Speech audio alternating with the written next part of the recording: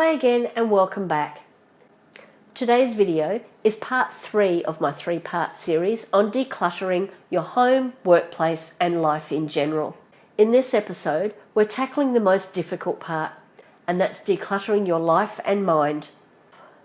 You can see episodes 1 and 2 of this series by clicking on the links below. Hi, I'm Sue Josephson and this is Sunshine Cash.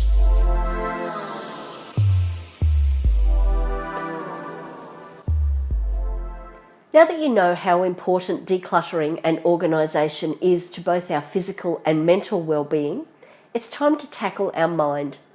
And this is possibly the most difficult of all of decluttering.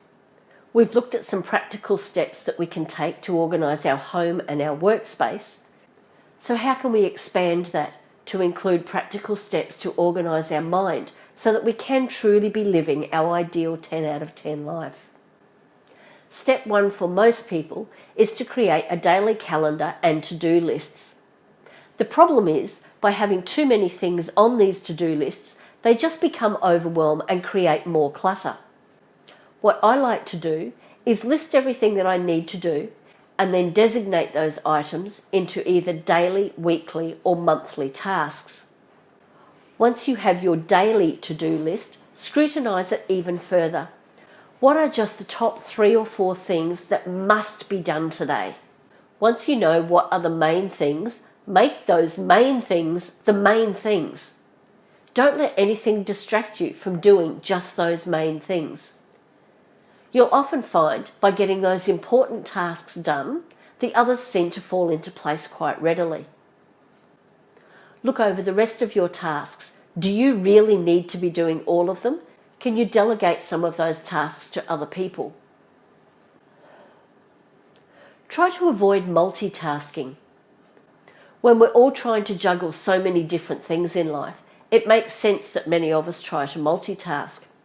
However, many studies have shown that multitasking leads to less productivity rather than more. By focusing on just one task at a time, that task gets done more efficiently and quicker. You can, however, create some more efficiency in your life by double tasking from different areas in life. For example, you might double task by listening to an audio book while taking a 30-minute walk or run. Or you could spend some quality time with your partner or kids by taking the dog for a walk. The trick is to look into where your mind needs to concentrate on most and avoid multitasking if a second or third task is going to be a distraction from the first. Sometimes mental clutter can come from indecisiveness, but when you're able to make a decision and stick to it, that indecisive clutter just melts away.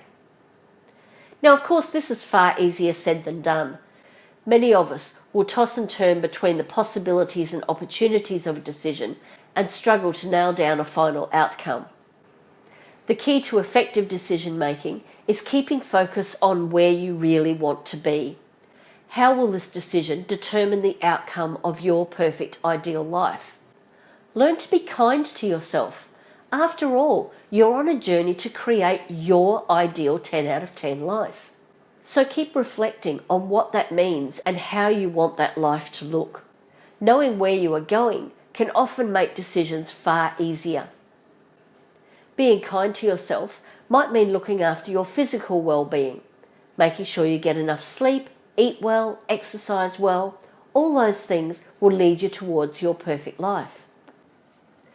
Being kind to yourself might also see us decluttering some friendships. Oftentimes we might find ourselves in friendships that create more hassle than happiness. Many people will recognise the scenario of a so-called friend who is only interested in their own problems and always asking for help, but is never around when you might need their help. Decluttering such friends can be a really painful decision, as it is human nature to try and cling on to friendships, especially if that friendship spans a number of years. But sometimes friendships just aren't worth saving.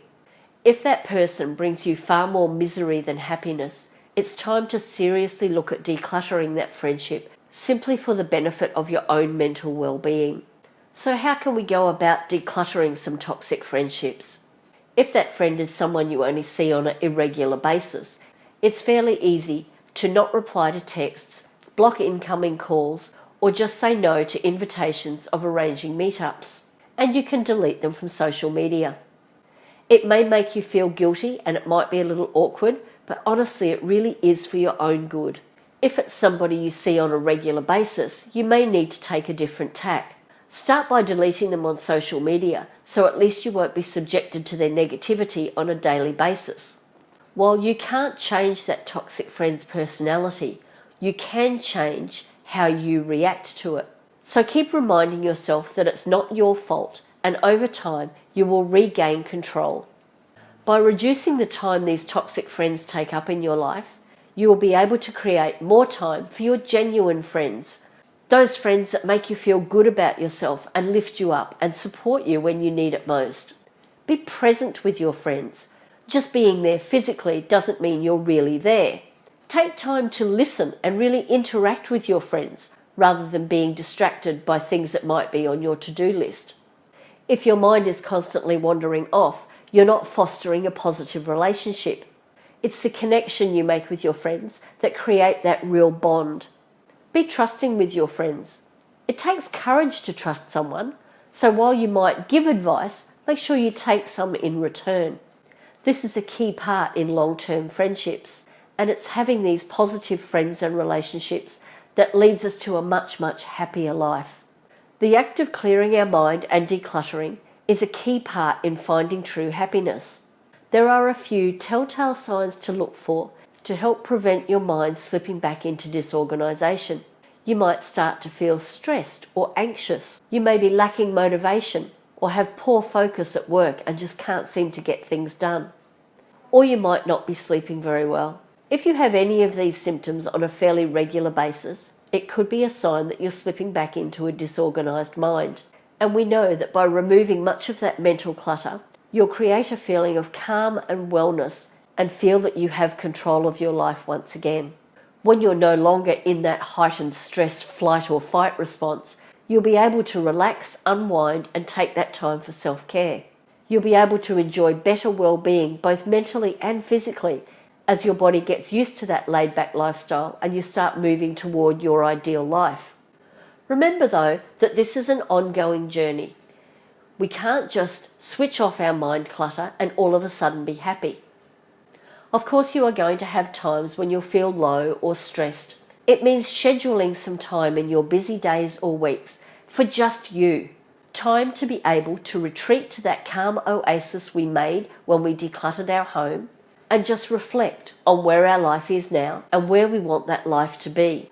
Don't wait until you're sick to care for yourself. Don't wait until you're at the brink of exhaustion before you take a break. Prevention is far better than cure, so make sure you adopt a self-care routine. No matter how hard we try to clear our mind, it's inevitable that we will experience mental clutter from time to time. The key is to recognize it and take back control and keep working towards what your ideal life looks like. In this video series, we've looked at a number of steps you can take to organize your life and declutter in many areas. We looked at how decluttering your home creates that calm oasis and reduces stress. We looked at how an organized workspace reduces stress and creates more productivity.